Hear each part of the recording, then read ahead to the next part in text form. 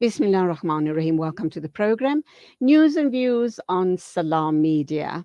Now, the South African Red Meat Producers Organization has welcomed the recent landmark agreement signed with Saudi Arabia to export between 500 tons to 1,000 tons of red meat per annum to that country, inshallah, from the beginning of next year. So what does that mean for the South African halal industry? Obviously, they are going to be the key role players in this situation. Does that also mean, inshallah, job employment for some of our unemployed youth? So let's talk with Moulana Abdul Wahab Wookay. He is the National Independent Halaal Trust CEO. Moulana, Assalamu alaikum, welcome to the program. Wa alaikum assalam wa rahmatullahi wa barakatuh. Jazakallah for inviting me on today. Lovely to have you here, and good news indeed, is it not? Obviously, for us as the halal industry in South Africa, with this situation, importing red meat to Saudi Arabia places us firmly on the map as far as the halal industry all around the world is concerned.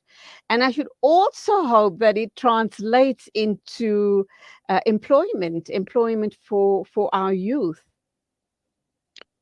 Inshallah, I think most definitely after such a long time, we used to previously export to the Saudi Arabia. That was about close on to about 18 to 20 years ago. And subsequently, due to foot and mouth, we were banned from exporting to the country. And that ban has now been partially lifted. And once it is totally lifted, inshallah, we will have exports going in, red meat exports to Saudi Arabia. How does the National Independent Halal Trust work in conjunction with the South African Red Meat Producers Organization? There has to be a very close working relationship there. And what are the type of initiatives and the type of talks you have in ascertaining that things are above board in terms of halal certification, the number of people that are employed all around the country, or would this be from one central depot, so to speak? And then obviously, it would also mean that a Saudi delegation would have to come and do some sort of site inspections to satisfy them that we are truly, we are truly working within the confines of halal regulations. Okay, so actually, we have been doing halal exports out of South Africa to a number of Middle Eastern countries, for example, Kuwait, the UAE, and other countries in that region. They have established a halal standard, which, as South African halal bodies, we have to follow. And over and above that, part of the system is that they have a system in place, or they have a standard in place for halal certifying bodies as well, which they would accredit us against that particular standard, and they would also do assessment of how we as halal certification bodies conduct our inspections and conduct our certification at the abattoirs that are exporting to the Middle East. So there are a number of red meat abattoirs in the country that do exports almost on a weekly basis. And despite all these exports, that translates into about 4% of the beef that we are producing in the country being exported to these Middle Eastern countries. So okay, to have some, please continue. And so, like I was saying, to be able to export to the countries, the certification body has to be accredited by one of two bodies in the Middle East. One is the Emirates International Accreditation Center, or the Gulf Accreditation Center. Okay, alhamdulillah for that. Let's take a very short break. I need you to sit in the center because half your face is being cut off by the way you are sitting. So let's just take a short break while you correct that, and inshallah, we'll continue the discussion. That's perfect. Just keep it there if you don't mind. Maybe a little more to your left if you don't mind. Jazakallah. We'll be back with you in a minute. This is News and Views. Listen to something fresh. Listen to Salam Media. Shimmer, sparkle, captivate. Nothing less than a masterpiece. Droplets of gold inspires precious design. Platinum bursts with intricate freshness. And every pure diamond becomes more than just a girl's best friend. Voda Gold Gem Jewelers, where timeless dreams become a reality. Come to us. We tailor-make designer gold, platinum, and diamond jewelry. Trade in or remodel your old gold. Clad yourself with classy name-branded watches. We offer insurance valuation and free zakat calculation. Visit us at 534 Ridge Road, Overport, or call 031 208 9142. Voda Gold Gem Jewelers, manufacturers of fine gold and diamond jewelry. Thousands of Syrian Palestinian refugees and Lebanese children do not have access to education. Amman means safety and is a school that provides formal education from kindergarten to grade 9. Africa Muslims Agency aims to provide 650 children with education that will change the trajectory of their lives and their families' lives. Fulfill your intention by fulfilling their dreams. Donate 16,000 Rand per child or any amount. Go to africamuslimsagency.co.za or call us on 011 834 8685. Africa Muslims Agency, empowering, educating, inspiring.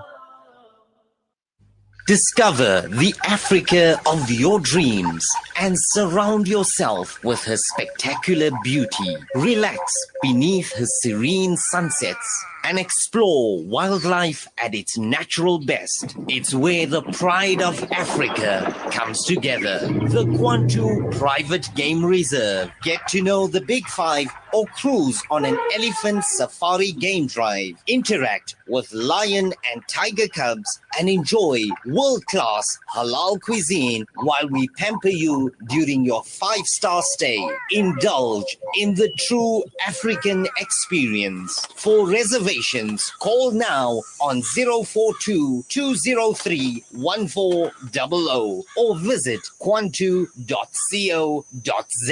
The Kwantu Private Game Reserve, the place of gathering. The Yemen war is 7 years old, but the violence keeps escalating with severe impacts on the food security of millions of families. People in Yemen are desperate and need our support to survive. Let's make a difference in Yemen today.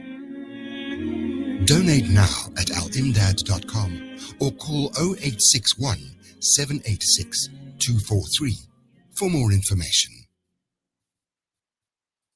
Rejuvenating media day by day. This is Salam Media.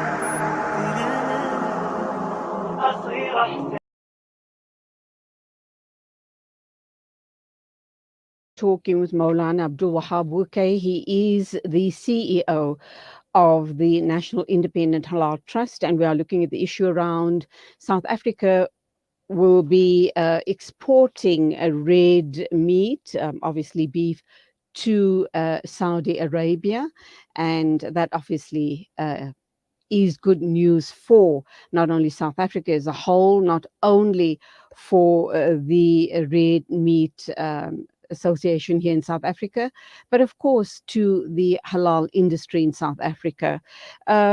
Welcome back, Moulana. You talked about a 4% of local production, and you did indicate this market constituting 4% of halal meat being exported out of South Africa. It may sound like an insignificant amount, but it does equate to a huge amount. That 4%, of course, also uh, constituted the exports to China. And I'm not sure how much of that red meat that was exported to China was halal meat, but we've lost that market due to COVID and a whole host of other factors. Are you hopeful that you can regain entry into the Chinese market as a halal red meat supplier? In fact, most of the meat that was being, in fact, all of the meat being exported to China, according to my knowledge, was from halal abattoirs, halal certified abattoirs. And the Department of Agriculture would be working quite closely with the Chinese government in terms of that.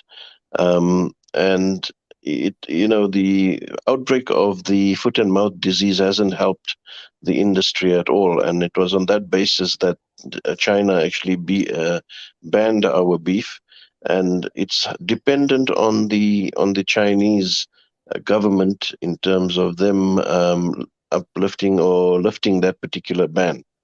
So it's something that we've got to wait and see, what transpires. Um, at With the least two, advent, at least two abattoirs at this point in time are affected by foot and mouth disease, where they are busy. They are busy with the slaughter of animals that were affected but have been subsequently vaccinated. okay, how can we as local consumers of beef and beef products, um, how can we be reassured that we are not possibly getting contaminated meat? How strict is the oversight at these abattoirs? Because I should imagine sometimes things can slip through, and then we find that we're buying and consuming contaminated meat. And as the CEO of the National Independent Halal Trust, would you know, I'm sure you have your finger on the pulse regarding these issues are concerned, would you know what happens in a situation like that where one does eat this type of contaminated meat? Or is it easily identifiable that this meat is not fit for human consumption? Okay, so look, we have the Meat Safety Act in place. And that guarantees not only in such a situation, but in all situations, that the meat that is sold is basically safe for consumption, whether it is meat or chicken. The abattoirs have meat inspectors that are employed by from external bodies such as SAMIC and so forth. So they would check each carcass, and each carcass is basically traceable, and therefore, the carcasses are checked. And if there is anything that would basically be of potential danger to the consumer, that carcass would be removed from the line and condemned. So in Okay. that regard, we can be quite we are safe in that regard. And I should imagine if a carcass is identified as being unsafe for human consumption, lots of vigilant extra checking goes into not only the abattoirs, but as you say, each carcass is traceable to the farm it comes from. So there would be checks and balances at those particular farms as well. Yes, there are checks and balances, and the system is whilst nothing is watertight, it's quite stringent, and therefore we are quite happy, and we are assured that the possibility of a contaminated carcass reaching the consumer is quite minimal. And like I said, there are meat inspectors that check every carcass. They check the offal, they check for diseases, they make sure that that particular carcass is safe for human consumption. I'm going to take the discussion slightly off direction, but I think it's still relevant to what we're talking about today. And I want to talk about the issue around Qurbani. With Idul, with that Eid We know that people then buy or source their animals from, contact people they know, farmers that possibly are reasonably priced, etc. And this happens right across the country. Are there any risks involved during Qurbani time? During Eid al-Adha, when people obviously do this full-scale Qurbani right across the country.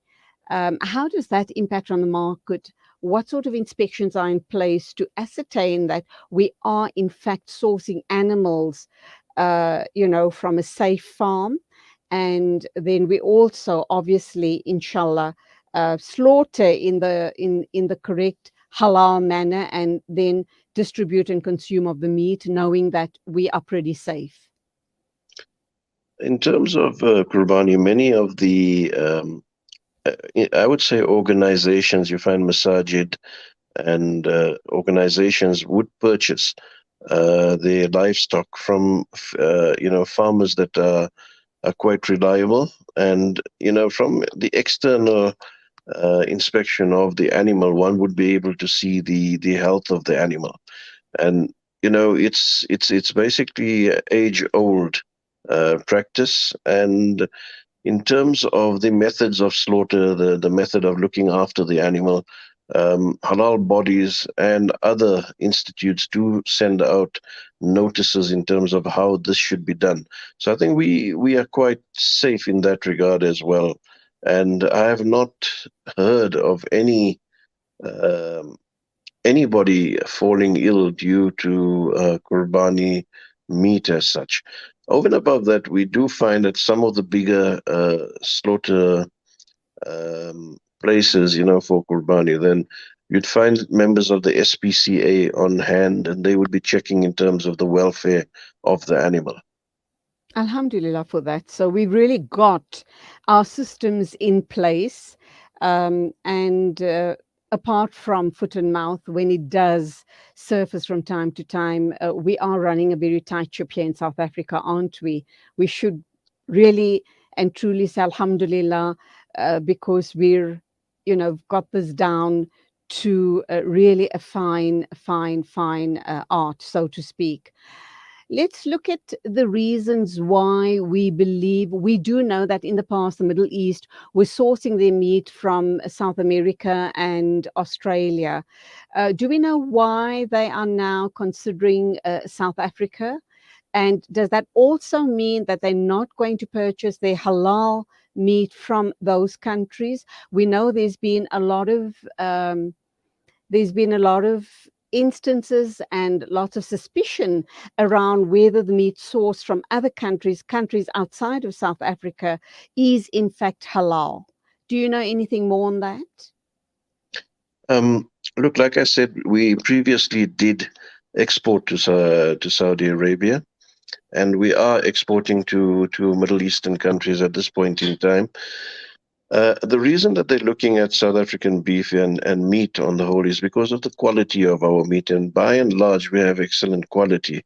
And if we look at some of the meat that, well, what I've seen in supermarkets out there and compare it with what we've got out here, we've got actually quite good beef and sheep available to us. And the markets in the Middle East do recognize this. And obviously it's also price driven, and we have become competitive, and therefore, that's one of the factors, or those one of the factors that they are looking at when purchasing our meat. So it's quality and obviously the price of the meat. Okay, let's move on then, and let's talk about our halal abattoirs. Let's talk about, we're talking about possibly 500 to 1,000 ton of meat that's going to be exported to the Middle East, to Saudi Arabia. Do we have the infrastructure for such large amounts? And how does that get shared between all of the different farms and abattoirs? It's going to be a bit of a challenge, ascertaining that it's equally divided so that people don't feel that they're being sidelined and other people are getting the bigger cut of the share in terms of the farming of the animals, and then, of course, the slaughter of these animals and the export? Look, with these particular abattoirs and feedlots, um, I wouldn't say it's difficult to talk about equality, because you'd find a feedlot that may have something like about 80,000 cattle in that Sure. feedlot, maybe 60,000 cattle in the feedlot, Wow. and it is obviously the supply to these feedlots where small farmers are able to contribute, and they produce the animals that supply to these feedlots. So there could be an increase in that sense, but it's largely dependent on the size of that particular business and their ability to supply. So Okay. Just also educate me. Just educate me here. When you talk about feedlots, what are you referring to? I'm talking about businesses that have established, they've got like, in terms of they feed the animals. So they buy off the farmers, and they have a place where they uh, Ah, feed the animals, and they grow the animals, they look after them, and let's say nurture them, because you like I said, you get some good quality meat, and that is based on the feed that is given to the animals. So to make sure that there's nothing harmful in that feed as well.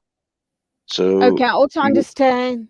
Sure, I understand the beef that is exported, or the beef available to us here in South Africa and abroad. That would obviously tie into what you're saying, high quality feed. Our beef then consists minimal fat, and really that is dependent on what the cattle, what the livestock are being fed. yeah, so the important factor in terms is to ensure that there's no animal feed in, or no animal nutrients in that particular feed. So that is, besides being one of the halal requirements, it's also in terms of eradicating things like mad cow disease and all those type of things. So the like you rightly said, the quality of the meat, um you is basically firstly the breed of cattle that we have, and obviously the feed that the animal is given. So Okay, you know my final question, maybe one or two questions before we wrap up. My next guest is on standby, so let me ask you this question. We know that in Western countries, there's a practice of injecting their livestock with steroids to make them grow quicker, faster, etc. What's the practice in South Africa? Is it allowed or not allowed? And how do we, as halal authorities, prevent that from happening? Because obviously the steroids is going to be ingested by you and I, the consumers. the feed basically, and what happens with the animal is as per government regulation, and therefore government ensures that these type of things do not adversely affect the consumer. And there's no steroids being injected into cattle, and it's the process of the growing of the cattle. Or One would steroids in the find, feed, perhaps steroids in the feed, for example. no, we don't have that. So like I said, you have, besides the conventional cattle, you'd also have the wagyu, and you'd have free range also, which is becoming a big thing in South Africa at the moment. And the important factor is the breed and the quality of the animal. Okay, I did say it was my final question or two, but I have one more. Why is Wagyu so horribly, astronomically expensive? That's the marbling of the muscle. you know, it's I don't know if I can say that the animal is well pampered, but there's a lot Okay, of okay. there's a lot of there's a lot of care that goes into the breeding of the animal, and the marbling and the fat content, and all these things play a part in the price of Wagyu. But that's not only in South Africa; it's global. I understand that. I am aware of that. Finally, these halal abattoirs throughout the country, there are going to be those that are not going to get a cut of the pie as far as this export meat is concerned. Are they not going to complain about it, and how are you going to respond to that? And anything else you'd like to close off with on the show this morning, inshallah? I think with that, the abattoirs basically know what needs to be done for them to enter these export markets. And when we talk about exports, not only to the halal markets, but to other markets as well. So they have to implement the systems that put them into the position where they are able to export. And we also need to remember that there's a lot of work and there's a lot of um, systems that are put into place, like the Food Safety Act, complying to the Food Safety Act, the Meat Safety Act, what is called the FSSC 22000 management system. All these systems are put into place to ensure that the safety of the meat that is being sold, and obviously there are numerous other factors that need to be considered before an abattoir or a business can enter the export market. Moulana Abdul Wahab Wookay, National Independent Halaal Trust CEO. Thank you indeed for talking with us this morning regarding the export to the Middle East market of between 500 to 1,000 ton of halal beef. Inshallah, it's going to start or kick off by mid-2023. And here's looking forward to amazing openings of job opportunities. Obviously, with the increase of this amount of red meat being exported to that part of the world, it would mean opening up of job opportunities in the sector. Shukran for being with us.